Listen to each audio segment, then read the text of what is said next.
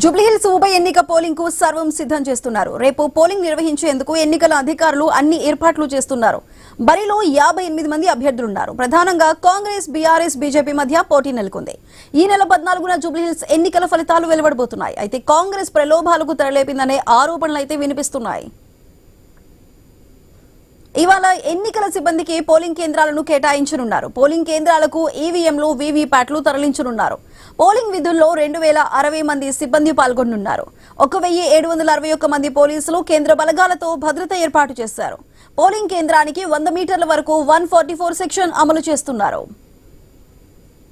అయితే జూబ్లీహిల్స్ ఉప ఎన్నిక పోలింగ్ కి సంబంధించి ఏర్పాట్లపై మరింత సమాచారం మా ప్రతినిధి ప్రవీణ్ అందిస్తారు. ప్రవీణ్, చెప్పండి, రేపు ఉదయం అయితే పోలింగ్ స్టార్ట్ కాబోతుంది. మరి దానికి సంబంధించి ఏర్పాట్లన్నీ పూర్తయినట్లేనా? అసలు ఏ విధంగా జరుగుతున్నాయి? అయితే చూసుకుంటే కనుక జూబ్లీహిల్స్ ఉప ఎన్నికకు మొత్తం ప్రచారం పర్వం ముగియడంతో అధికారులు కూడా అలర్ట్ అయ్యారు. మంగళవారం ఓటింగ్ జరగడంతో ఎన్నికలకు ఏర్పాట్లు చేస్తున్నారు. ఉప ఎన్నికకు ఇప్పుడే సర్వం సిద్ధం చేశారు. మూడంచెల భద్రత కూడా ఏర్పాటు చేస్తున్నారు. జూబ్లీహిల్స్ ఉప ఎన్నికలో అయితే 4165 మంది ఓటర్లు ఉన్నారు. తమ ఓటు హక్కును వినియోగించుకున్నట్లు జిల్లా ఎన్నికల అధికారి అయినటువంటి ఆర్వి కర్ణన్ ఇప్పటికే తెలిపారు. అయితే ఈ యొక్క సోమవారం రాత్రి వరకు ఈవీఎంలు కోట్ల విజయభాస్కర్ రెడ్డి స్టేడియం నుండి పోలింగ్ స్టేషన్లకు మొత్తంగా కూడా తరలిస్తామంటూ కూడా చెప్పడం జరిగింది. ఈసారి ఒక్కో పోలింగ్ స్టేషన్ లో 4 బ్యాలెట్ యూనిట్లు ఇస్తామంటూ కూడా తెలపడం జరిగింది. అదేవిధంగా చూస్తుంటే 139 పోలింగ్ లొకేషన్లు ఉన్నాయి. ఈ లొకేషన్లకు 407 పోలింగ్ బూత్లను ఏర్పాటు చేసినట్టుగా చెప్పారు.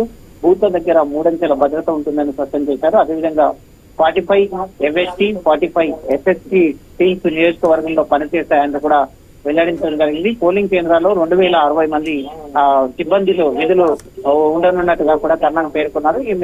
ఈ మేరకు 561 కంట్రోల్ యూనిట్లను, 595 వీవీప్యాట్లను, 2394 బ్యాలెట్ యూనిట్లను అందుబాటులో ఉంచామని కూడా తెలిపారు. అదేవిధంగా పోలీస్ స్టేషన్ నుండి వెబ్ కాస్టింగ్, లైవ్ స్ట్రీమింగ్ కూడా ఉంటుందని, అలాగే పోలింగ్ స్టేషన్ వద్ద హెల్ప్ డెస్క్లు, మొబైల్ డిపాజిట్ల కౌంటర్లు కూడా ఏర్పాటు చేస్తున్నట్టుగా వివరించారు. అది చూసుకుంటే కనుక ఓటర్లు క్యూ మెయింటైన్ చేయడానికి ఎన్సీసీ వాలంటీర్లను కూడా ఉపయోగిస్తున్నట్టుగా కూడా స్పష్టం చేశారు. అదేవిధంగా ఎన్నికల ప్రక్రియ మొత్తం కూడా డ్రోన్ల ద్వారా మానిటరింగ్ చేస్తామంటూ కూడా వెల్లడించారు. ఎన్నికల నేపథ్యంలో ఓటర్లు ఫోన్ పే, గూగుల్ పే ద్వారా డబ్బులు పంపే అంశం పైన ఆర్బీఐతో చర్చించినట్టు కూడా కర్ణన్ తెలిపారు. ఈ మేరకు ఆన్లైన్ పేమెంట్స్ పైన కూడా ఆర్బీఐ నిఘా ఉంటుందని పేర్కొన్నారు. అలాగే నేటి నుంచి 11వ తేదీ సాయంత్రం వరకు మద్యం దుకాణాలు కూడా మూసివేయనున్నట్లుగా వెల్లడించారు. ఉప ఎన్నిక నేపథ్యంలో ఓటర్లందరూ ముందుకొచ్చి ఓటు హక్కును వినియోగించాలని కూడా ఆర్వీ కర్ణన్ తెలిపారు. జాయింట్ ఎస్పీ తపస్వి ఇక్బాల్ మాట్లాడుతూ 65 లొకేషన్లో 226 క్రిటికల్ పోలింగ్ స్టేషన్లను కూడా గుర్తించామంటూ తెలుస్తున్నారు. క్రిటికల్ పోలీస్ స్టేషన్ల వద్ద పారామిలిటరీ బలగాలతో బందోబస్తు ఏర్పాటు చేశామంటూ కూడా తెలుస్తున్నారు. అన్ని పోలింగ్ స్టేషన్ల వద్ద పోలీస్ బందోబస్తు ఏర్పాటు చేశామంటూ కూడా తెలుస్తుంది. ఎన్నికల నిబంధన ఉల్లంఘన ప్రకారంగా ఇప్పటికే 27 కేసులను నమోదు చేశామంటూ కూడా చెప్తున్నారు. ఇప్పటి వరకు 3,60,00,000 నగదును కూడా పట్టుకున్నామంటూ కూడా వెల్లడించారు.